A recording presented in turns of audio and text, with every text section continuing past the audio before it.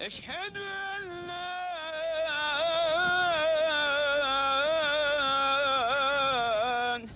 إله إلا الله.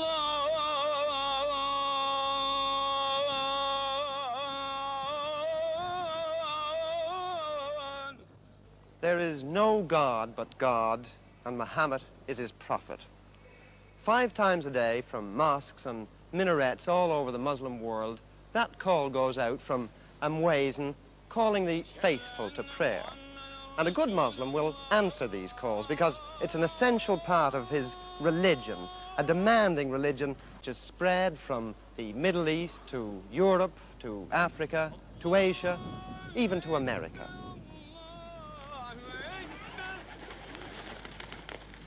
But prayer itself is just one outward observance of this religion, of Islam. There are others, many others, because Islam doesn't just mold men's minds. It dictates their way of life. It tells them not just when and how to pray, but how to decorate their houses, how to treat their wives, what to say when they sneeze, how they must butcher their sheep, how much of their property their sons will inherit, how to trim their beards and seal their letters, where to carry their handkerchiefs, and the colour of their shrouds.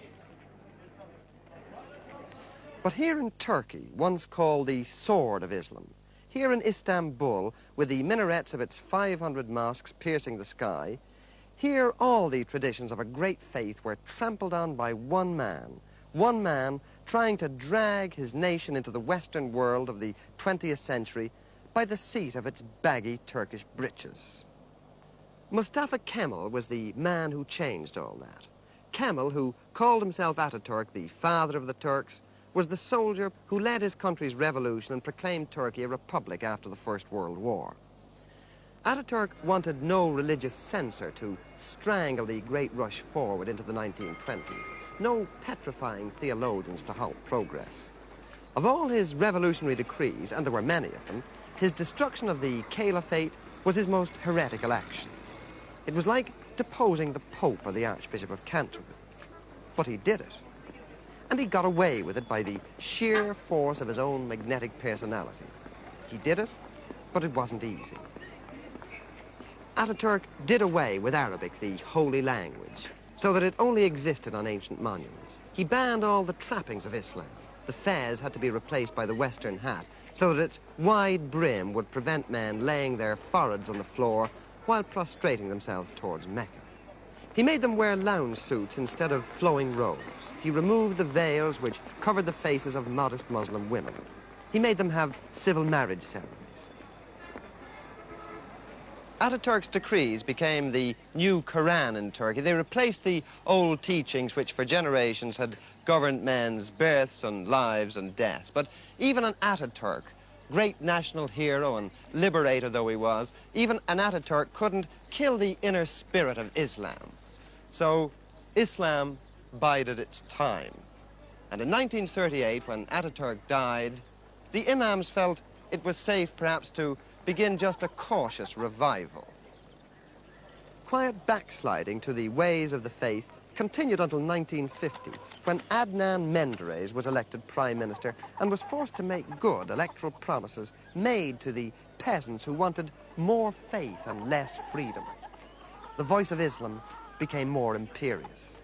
The Menderes Democratic Party bowed to the Orthodox. For the first time since Kemal's revolution, mosques were built again with public money. Pilgrims were allowed to set out once more for Mecca, Islam's holiest place. Religious programs are broadcast on Ankara radio. There's even a theological faculty in Istanbul, and in remote areas there are villagers hardy enough to wear the turban. Hardly anyone wears the hat that Ataturk urged on them. They temporize with a cap, which they can turn back to front while praying so that the peak doesn't prevent their foreheads from touching the ground. And older women are clamping the veil tighter around their faces.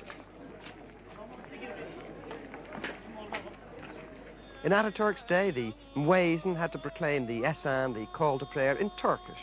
Now, once again, he sings it out in Arabic, the language of the Prophet. Menderes himself paid dear for his concessions, for his adulteration of the pure milk of Kemalism. When the army revolted in 1960, they had him tried for corruption and hanged him. In October this year, Turkey will have another general election, and the Justice Party, the heirs to the Menderes doctrine, are heavily backed to win it. There's certainly a revival of Islam in Turkey today, and some of these mosques have congregations which many a Church of England clergyman might well envy. What Ataturk tried to destroy with his codes and his decrees is apparently indestructible, and certainly there are almost daily inroads being made into his policy of official agnosticism. But it remains to be seen whether a new government in a westward-looking Turkey will be prepared to allow the ancient faith to regain the power that it once had.